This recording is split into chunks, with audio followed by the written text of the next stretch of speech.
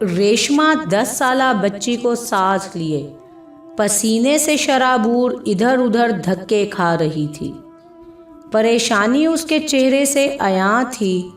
جس کھڑکی میں جاتی امید کی جوت جلا لیتی کہ شاید یہاں کوئی اللہ کا رحم دل بندہ بیٹھا ہوگا، وہ مایوس ہو جانے والوں میں سے نہیں تھی، مگر ہر دن اسے مایوسی کی طرف دھکیل رہا تھا۔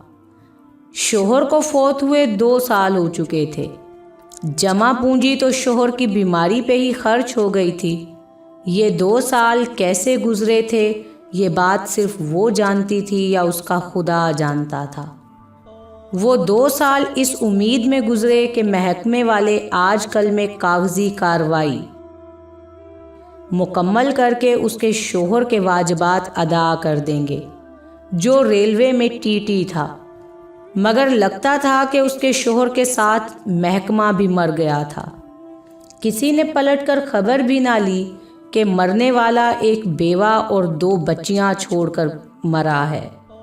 وہ زندہ لاشیں کیا کھا رہی ہوں گی اور کہاں سے کھا رہی ہوں گی۔ ایک افسر نے تو انتہا کر دی جب اس نے اس کو یاد دلانے کی کوشش کی کہ کھانے پینے کے علاوہ بھی اس کی کچھ انسانی ضرورتیں ہوں گی جن کے لیے انہوں نے اپنی خدمات پیش کر دیں۔ نیز دھمکی بھی دے دی کہ انکار مہنگا بھی پڑ سکتا ہے۔ وہ اس کے شوہر کے سر کوئی انکوائری ڈال کر واجبات ضبط بھی کروا سکتے ہیں۔ ریشما کے پاؤں تلے سے تو سمجھو زمین کھسک گئی۔ واجبات کیا ملنے تھے، یہاں تو عصمت کے لالے پڑ گئے تھے۔ وہ جیسے تیسے کر کے باہر نکلی اور رکشہ تلاش کرنے لگی کہ اتنی دیر میں یوسف خان نے اسے دیکھ لیا۔ یوسف خان ان کے محلے کا رکشہ ڈرائیور تھا۔ اس نے جھٹ سے رکشہ لا کر کھڑا کر دیا اور بولا، بھابھی جی جلدی سے بیٹھ جائیں، آج تو گرمی نے بھی اخیر ہی کر دی ہے۔ تھوڑی دیر کے بعد یوسف خان نے پوچھا، بھابھی آپ ادھر کس کام سے آئی تھی؟ کوئی چھوٹا موٹا کام ہو تو ہمیں بتا دیا کریں، آپ اس گرمی میں بچوں کے ساتھ خوار مت ہوا کریں۔ ریشما نے اسے واجبات کے بھاگ دوڑ کی بات بتائی، مگر اگلی بات گول کر گئی۔ یوسف خان اس کی بات سن کر تھوڑی دیر تو سوچتا رہا۔ اس کے رکشے میں اس کے سامنے اس کی 2 بیٹیوں کی تصویر لگی تھی، جس میں وہ اپنے گھر کے آنگن میں لگے گھنے توت کے نیچے ایک سائیکل پکڑے کھڑی تھیں۔ یہ وہ آخری تصویر تھی جو اس نے رخصت ہوتے وقت بنائی تھی۔ پھر وہ ان بیٹیوں اور ان کی ماں کو دیکھ نہیں سکا تھا۔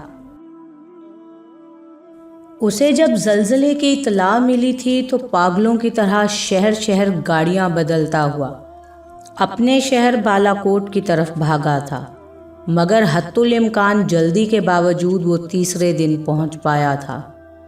تب تک لوگ اس کی بیوی اور بچیوں کو ملبے سے نکال کر دفنا چکے تھے۔ وہ صرف ان کی مٹی کی ڈھیری ہی دیکھ پایا تھا۔ وہ ان کی قبر پر بھی چین سے نہیں بیٹھ پایا تھا۔ ایک کی قبر پر بیٹھتا تو اسے لگتا دوسری ضد کر رہی ہے، وہ ادھر جا کر بیٹھتا تو لگتا پہلی ناراض ہو گئی ہے۔ وہ اسی طرح کرتی تھی۔ جب بھی وہ سوتا تو کافی دیر جھگڑا چلتا کہ وہ کس کی طرف منہ کر کے سوئے گا۔ کبھی ایک کھینچ کر اس کا منہ اپنی طرف کر لیتی تو کبھی دوسری۔ آخر کار وہ سائیڈ پہ ہو کر دونوں کو ایک ایک طرف سلا کر کروٹ کے بل لیٹ کر منہ ان دونوں کی طرف کرتا تو آگے کون لیٹے گی اور پیچھے کون لیٹے گی اس پہ جھگڑا ہو جاتا، جس پر انہیں دھمکی وہ دیتا کہ وہ صبح چلا جائے گا، جس پر وہ ڈر کر چپ کر جاتی۔ اب یہی فوٹو اس کا واحد سہارا تھا۔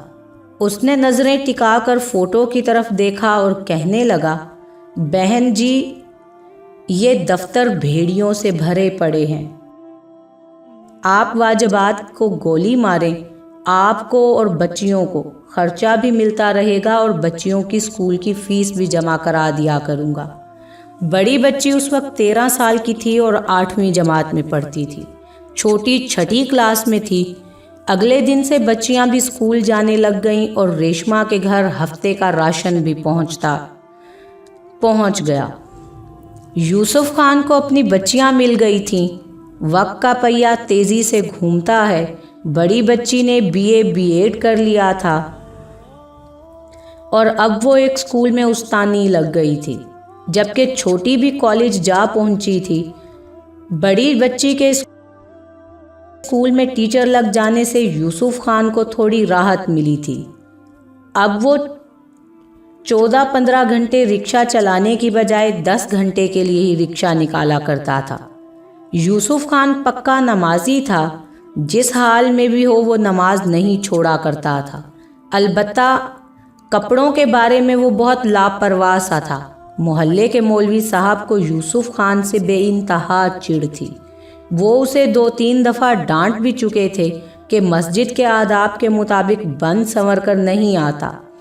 ان کی ڈانٹ سن کر بھی یوسف پر کوئی خاص اثر نہیں پڑا تھا، بلکہ ایک دن انہوں نے جمعے میں موضوع ہی یوسف خان کو بنا لیا کہ وہ کتنا ڈھیٹ انسان ہے کہ اللہ کے رسول صلی اللہ علیہ وآلہ وسلم کا حکم سن کر بھی ٹس سے مس نہیں ہو رہا اور گندے کپڑے پہن کر مسجد آ جاتا ہے، جس سے دوسرے نمازیوں کو بھی تکلیف کا سامنا کرنا پڑتا ہے، وغیرہ وغیرہ۔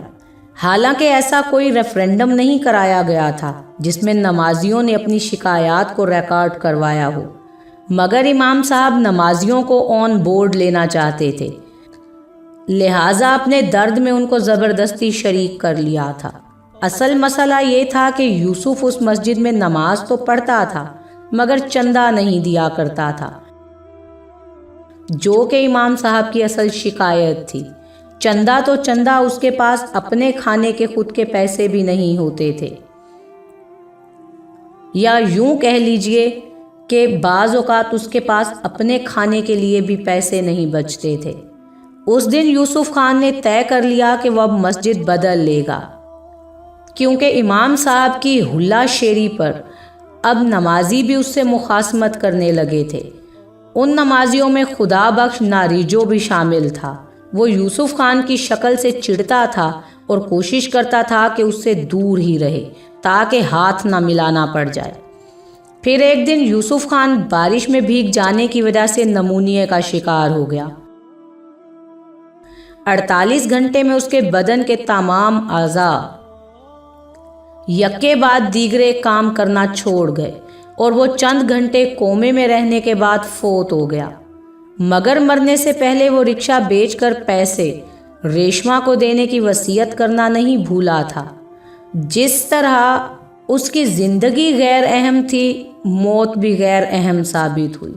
محلے کی مسجد نے اس کی موت کا اعلان تک کرنا پسند نہ کیا۔ مولوی صاحب کو اس دن کوئی ضروری کام پڑ گیا اور وہ شہر روانہ ہو گئے، جبکہ چند لوگوں نے یوسف خان کا جنازہ پڑھا کر اسے دفن کر دیا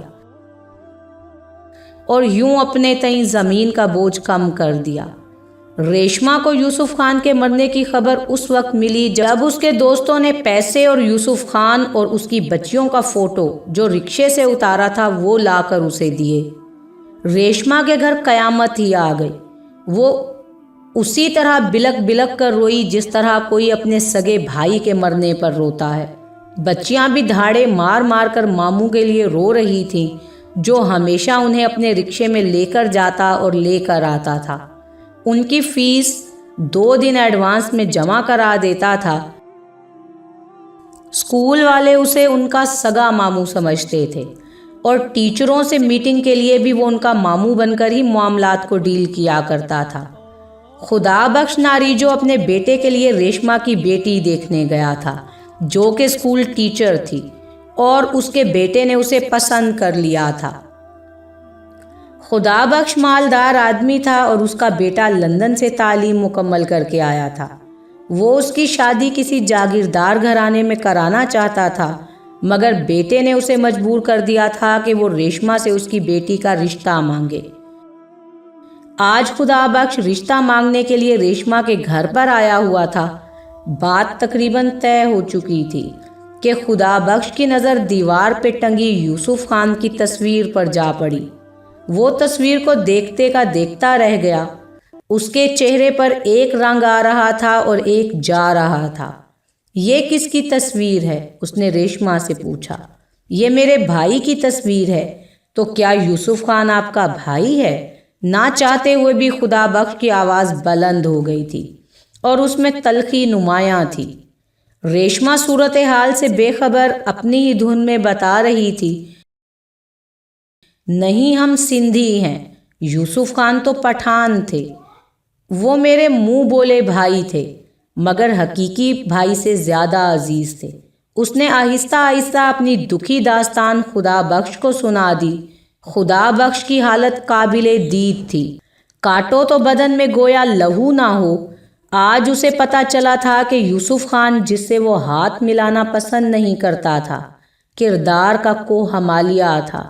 آج اسے اپنا مولوی اور مسجد کے سارے نماز اس کے سامنے بونے لگ رہے تھے، جن کے پڑوس میں ایک بیوہ قیامت سے گزر رہی تھی اور انہیں خبر تک نہ ہوئی، جبکہ یوسف خان نے خود میلے کچیلے کپڑے پہن کر ان کی کفالت کی تھی اور ان کی کشتی کو کنارے پر لگا دیا تھا۔ خدا بخش کافی دیر سے اس کی قبر کی پائنتی پر بیٹھا اس کی قبر کی مٹی کو کورید رہا تھا، گویا وہ اس کے پیروں کو ہاتھ لگا کر گستاخی کی معافی مانگ رہا ہو۔ وہ سوچ رہا تھا کہ زندہ ولی ہمارے ارد گرد پھرتے رہتے ہیں، مگر ہم لوگ ان کو کوئی اہمیت ہی نہیں دیتے، جبکہ مردہ ولیوں کے فسانے بتائے جا رہے ہوتے ہیں۔ یہ اس کا معمول تھا کہ وہ ہر جمعرات کو عصر کی نماز کے بعد قبرستان آتا اور مغرب سے پہلے واپس جاتا تھا۔ وہ سوچوں میں گم تھا کہ آصف ناریجو نے اس کا کندھا تھپ تھپایا، ابا جی جانے کا وقت ہو گیا ہے۔ ساتھ ہی آصف کی بیوی اور ریشما کی بڑی بیٹی بھی کھڑی تھی۔ یہ بات واقعی سچ ہے کہ انسان تو ہم سب ہیں، مگر انسانیت بہت ناگزیر ہے۔